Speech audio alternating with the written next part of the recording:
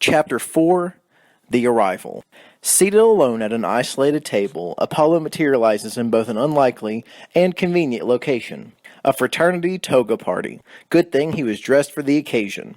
He stares at his hands, running one over the other to make sure they are real. He gently touches his face and hair, making sure they were also intact. Satisfied, he observes his surroundings. The strobe lights confuse him, especially the way they bounce off the mirrored ball attached to the ceiling. He is confused by the decor. Cheap furnishings, man chairs, and grimy tables. But what challenges him most are the Greek letters attached to the largest wall. They didn't spell anything, just letters. An alpha, a tau, an omega. Other than being in the correct order, Apollo couldn't make sense of the word. Maybe a new dialect sprung up while he wasn't paying attention. Music blares through the house speakers. Well, not any type of music Apollo was familiar with. It was a mixture of hip-hop, 80s new wave, and current dance music. Basically, it was just noise at an ear-splitting volume. He rises from the table, intent on seeking out its source. He could show them what real music sounded like. He maneuvered through the crowd of frat boys and college co-eds. They were dancing and grinding upon each other as if sex was in the making. Apollo could not help but smile. The mating calls of mortals never failed to amuse him. Apollo searches the room, trying to find the source of the noise, but a young co-ed intercepts him. "Hey there, hottie," she slurs. "What's going on under the toga?" Apollo is baffled by the question. "Whatever do you mean?" She whispers in his ear loudly. "You can tell me. I won't tell. Promise." "I'm not sure I understand your query." She flicks ash onto the ground. "Come on. Boxers or tighty-whities? What are you wearing beneath the sheet?" Apollo is still confused. "What one usually wears beneath a toga." "Ah, so you're going commando. Very sexy. I'm Jenna, by the way, and you are?" He is surprised not to be recognized. "Apollo, god of music and light," he replies. Jenna flashes a Mona Lisa smile. "I do like how seriously you're taking this party. Are you an actor? A musician?" "Both." Another song plays, this one worse than the last. Apollo's head throbs. "Could you please direct me to the musicians? I'd like to discuss their questionable talent." She takes the final drag of her cigarette and discards it to the floor. "There's no band here tonight, just a DJ," she responds and gestures. "Just a DJ. He's over there." At last, Apollo spies the source of the noise. A man wearing a baseball cap backward with a t-shirt that read, "Shirt with words on it," stands behind a table surrounded by foreign technology. "I need to talk to that man. Something isn't right." Jenna lights another cigarette. "Well, don't go too far. I'll be watching for you." Apollo approaches the DJ. True to Jenna's words, this is from where the noise was emanating. Cautiously, Apollo runs his hands over the equipment. He feels the bass and can barely distinguish it from the treble. This is not music. It is little more than clamor. He reaches past the woofer and places his hands on the glowing machine, the DJ's laptop. The DJ reacts gruffly. "Don't touch that, frat boy. This shit's expensive. Break it, and your daddy will have to buy me a new one." Apollo removes his hand from the device. "What is it?" "This is how music is made, dude. I have over 100,000 songs on this puppy. Got anything you'd like to hear?" Apollo thinks. "I did enjoy the classical period. I had a re-emergence then." The DJ shakes his head. "You and me both.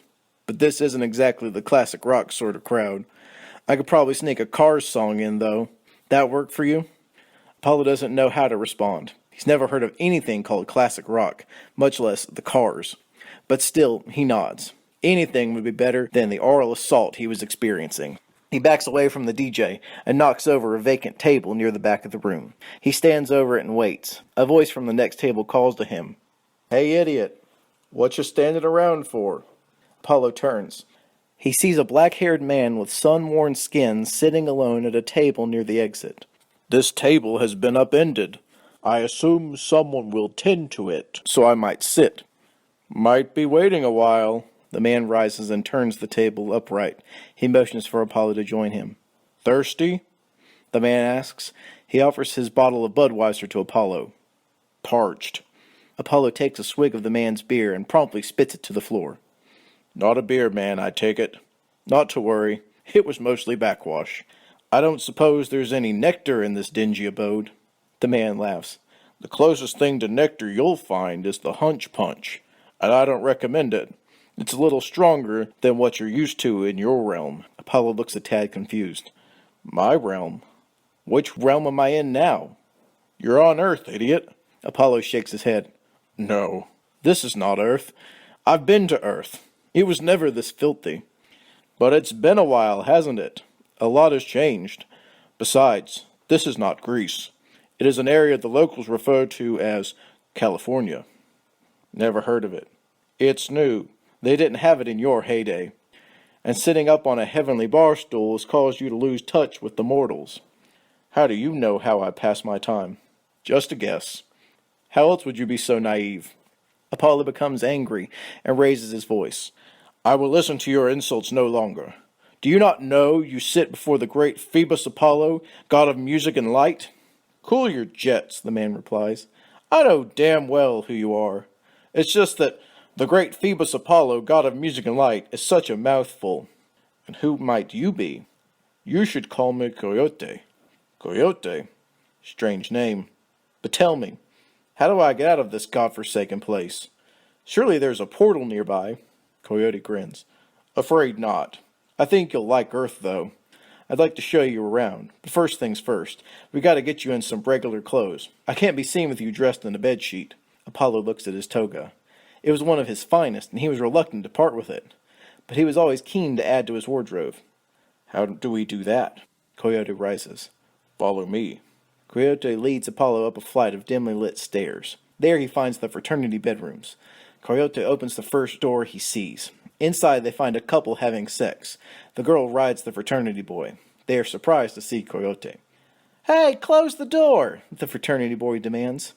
Coyote makes a half-assed attempt at an apology. Sorry, wrong room. Coyote and Apollo make their way down the hall. Coyote reaches for the doorknob. It is locked. Coyote reaches into his jacket pocket and produces the lock pick set.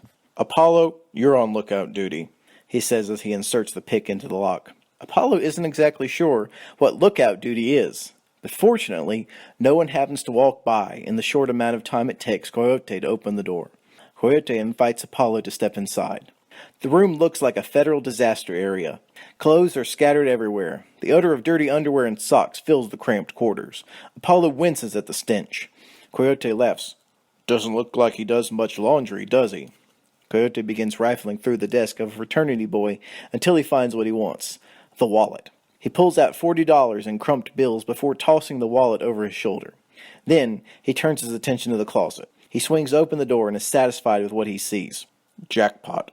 Coyote motions for Apollo to join him. Coyote passes Apollo a button-up blue and white shirt. What do you think of this shirt? It looks like a tunic worn by a Greek peasant woman, Apollo replies. Coyote cocks his head. It kinda did look like that. Well, it's all the rage now. Put it on. You'll look great. Coyote looks back inside the closet, hoping to find a pair of jeans that are relatively clean. He finds a pair that are gray-black. He turns to see Apollo standing naked before him, struggling with the buttons. Coyote is astonished at Apollo's penis. He throws the jeans to Apollo. Good God, cover that monster up before I get a complex. It takes Apollo quite a while to get the buttons worked out. Then he attempts the jeans. His sandal gets caught in the pants leg. You are hopeless. Sandals off. Eventually, Apollo figures it out. Coyote smells a pair of socks. Clean enough. He throws them to Apollo. These go on your feet. Coyote pulls out a pair of boots and a black leather jacket. Apollo's makeover is complete. How do I look? Apollo asks. Like every pussy hound in the city. You'll fit right in. Coyote and Apollo make a hasty retreat down the back stairs. Once outside, they hear the muffled screams of a girl. It is Jenna, and she obviously doesn't want to have anything to do with the frat boy who's trying to stick his tongue down her throat. Stop! She demands, but her protests are falling on deaf ears. The boy isn't taking no for an answer. We need to do something, Apollo whispers to Coyote. No, we don't. I have a strict no-interference policy. This does not concern us. Despite Coyote's disapproval, Apollo walks to the scene. Let her go. The frat boy does not release his grip on Jenna. What's it to you? Where I come from, true men do not force themselves upon unwilling females. They use their wit, charm, and good looks. all of which you lack. The frat boy pushes Jenna to the ground. It seems only fair to warn you, I'm a black belt. Apollo whispers to Coyote.